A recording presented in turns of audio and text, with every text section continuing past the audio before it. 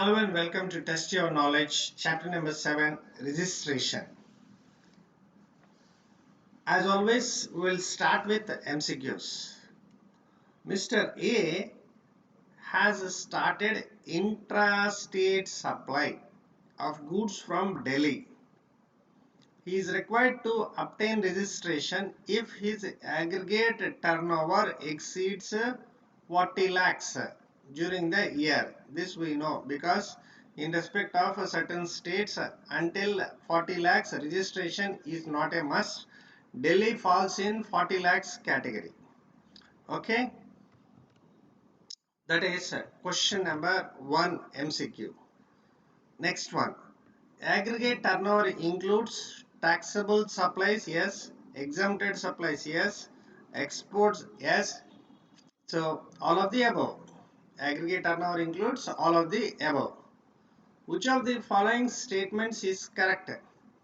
Person making any interstate taxable supply of goods is required to obtain registration compulsory, yes. A person to whom a unique identification number has been granted cannot apply for cancellation, yes.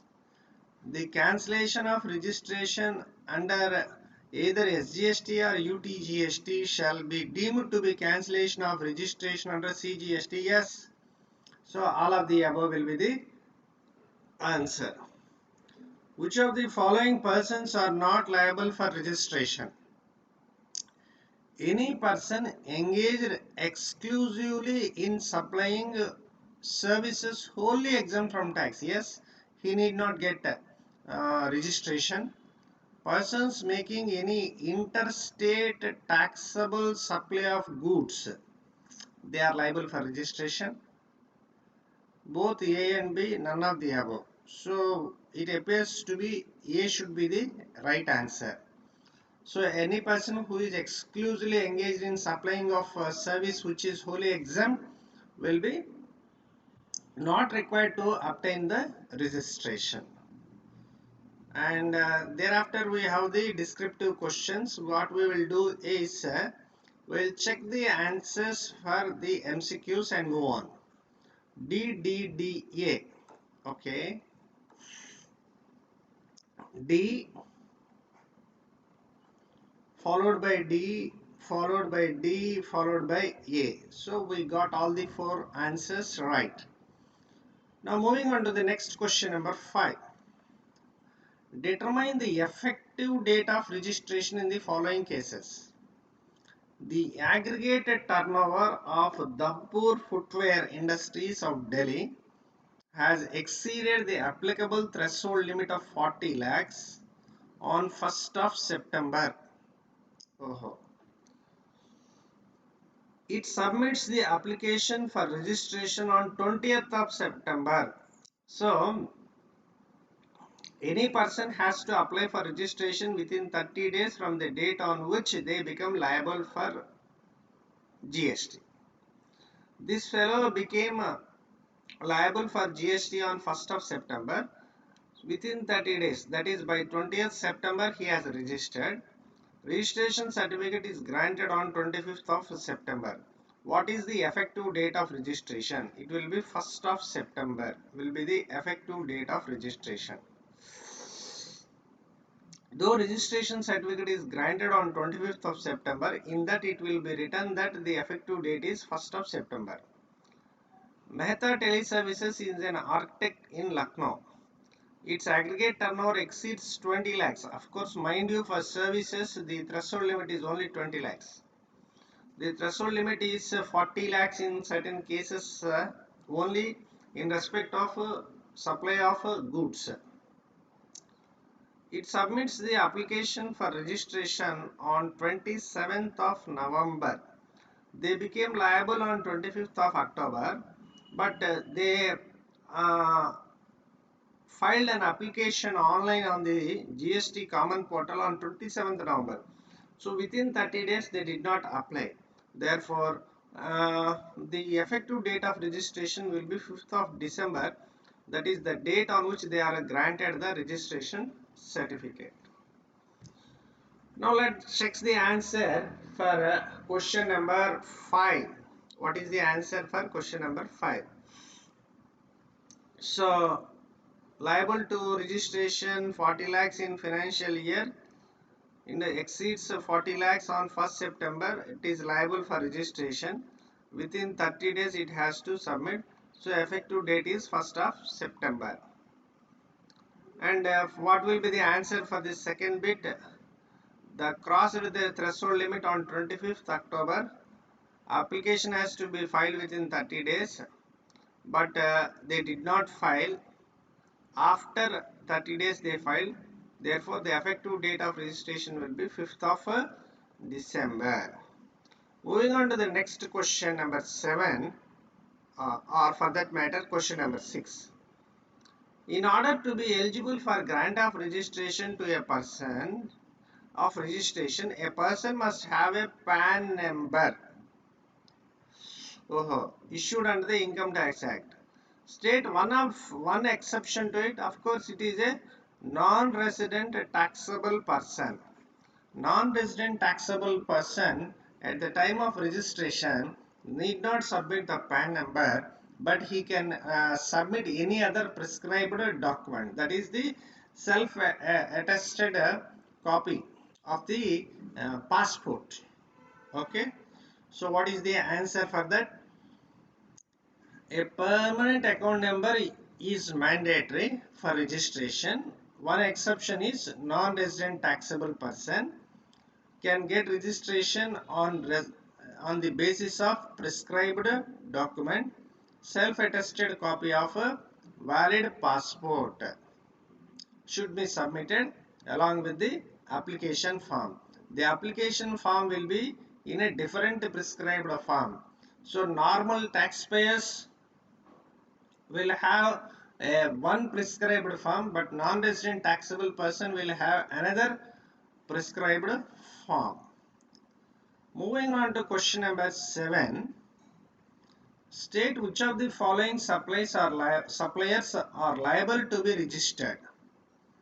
Agent supplying goods on behalf of some other taxable person and its aggregate turnover does not exceed the threshold limit.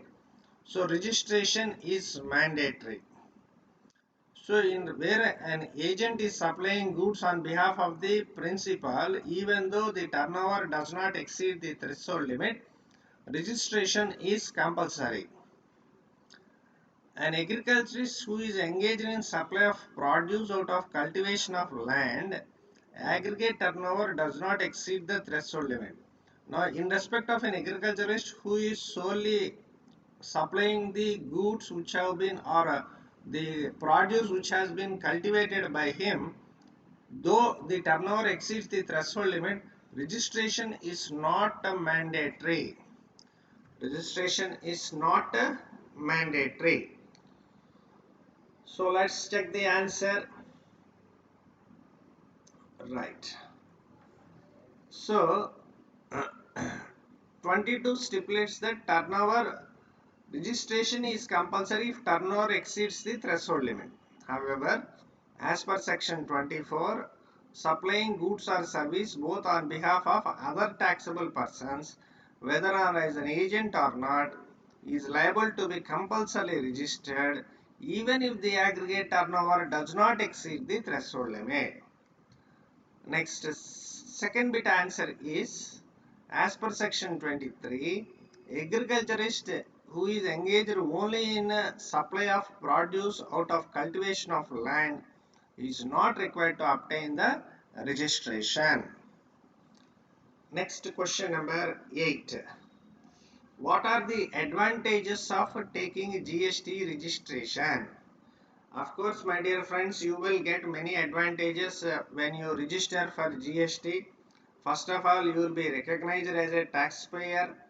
Thereupon, you will be maintaining proper books of accounts and other records which are required under the GST law.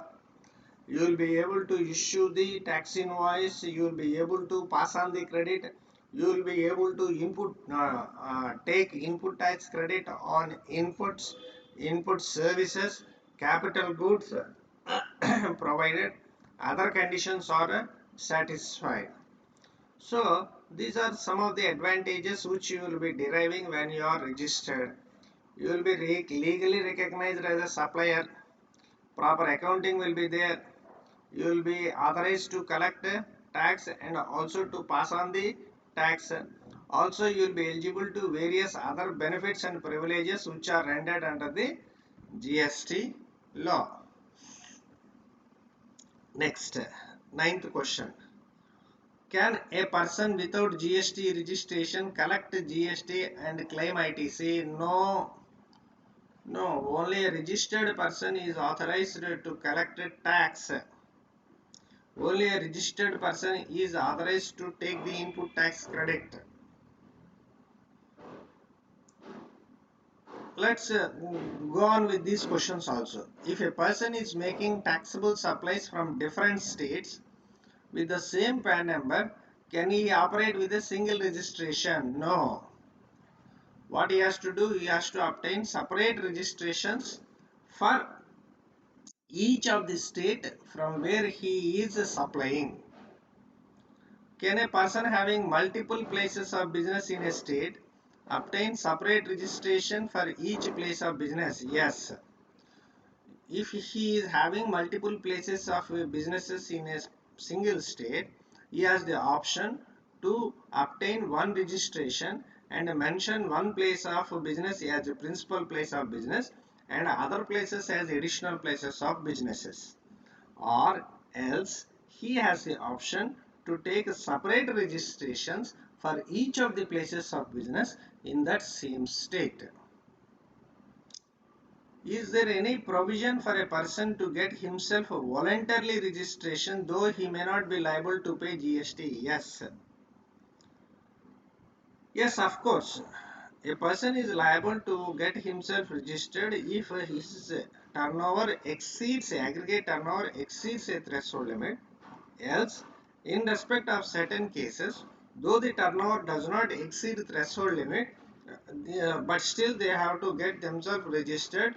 For example, if you are making interstate supply of goods, or you are an agent for another person, like this, in some of these situations, you have to compulsorily get registration.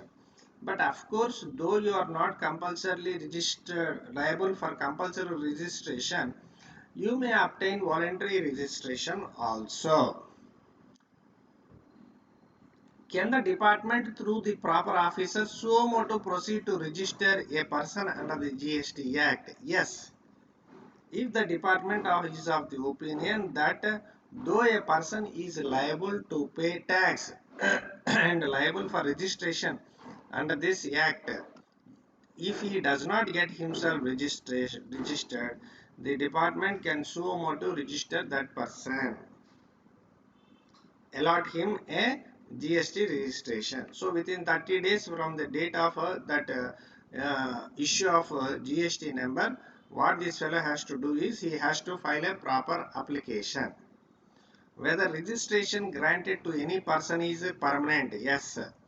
That registration will once granted will be permanent unless it is cancelled, it is revoked. Is it necessary for UN bodies to get registered under the GST? Yes.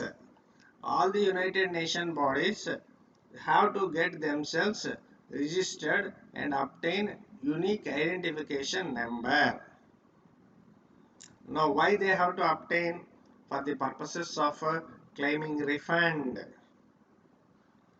What is the responsibility of a taxable person making supplies to UN bodies? They have to mention the supplies to these people in B2B and also quote their unique identification number, which will enable the United Nations bodies to obtain the refund. Okay, so now what we will do is we will check the answers from question number 9 to 16. Question number 9 to 16, we will check the answers. So, person without GST registration cannot collect GST, or he cannot even claim the input credit. So if a person has places of businesses in different state, is one registration necessary or sufficient? No.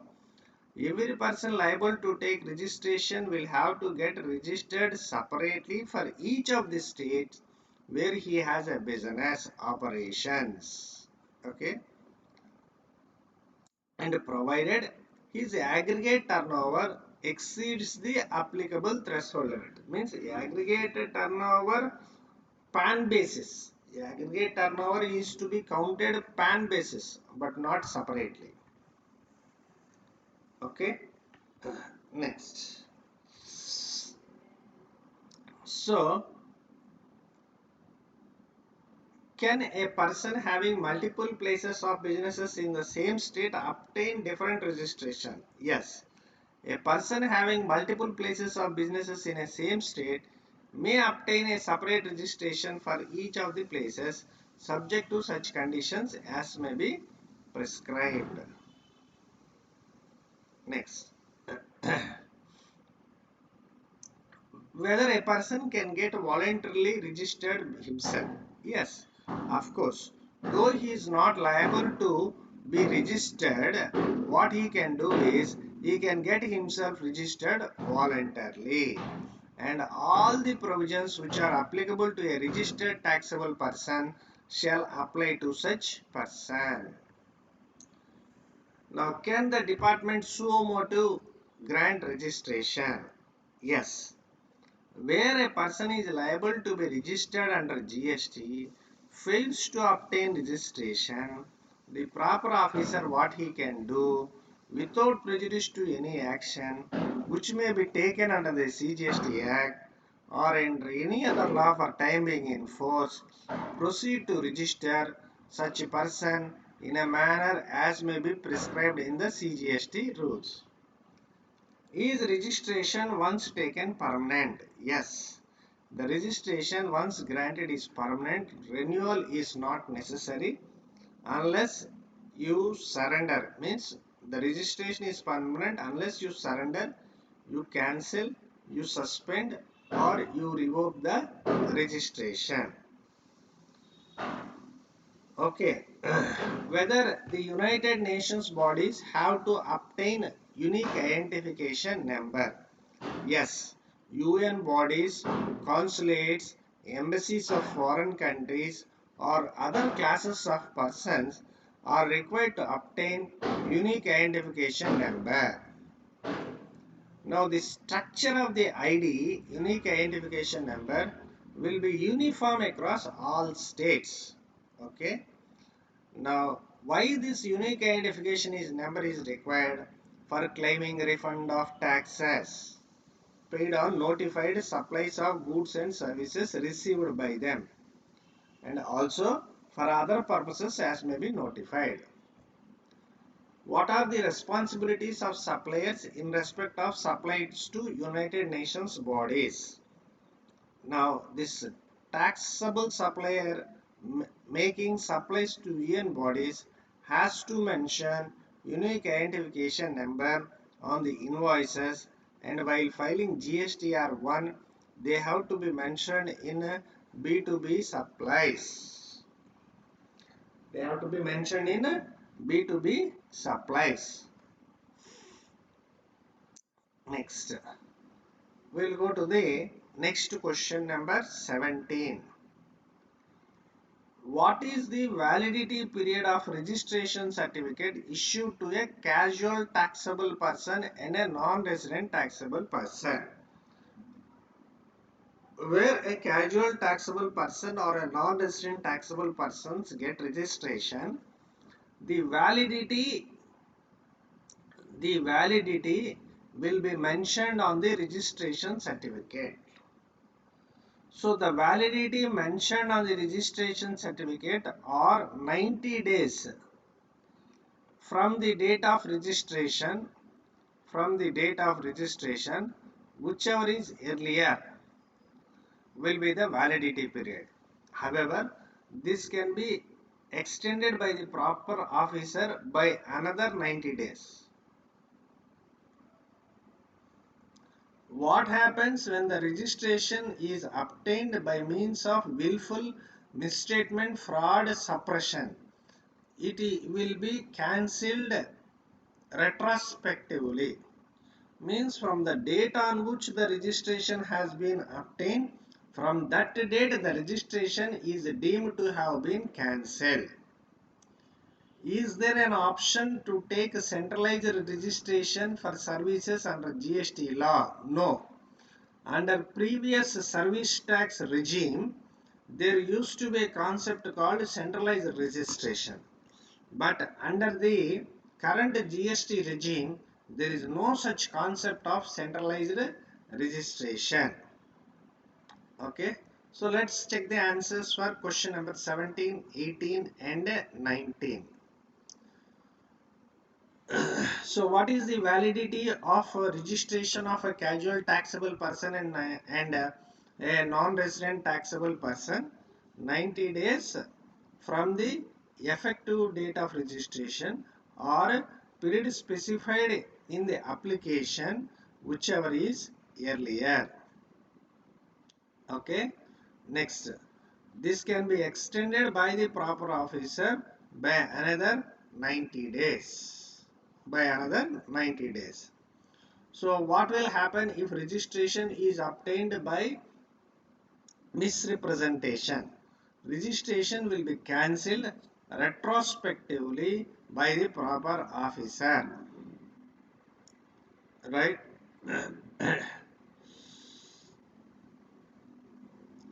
Next. Next, what is the question 16, 17, 18? We have completed. So next question we have to go through the question and then answer. Okay, 19.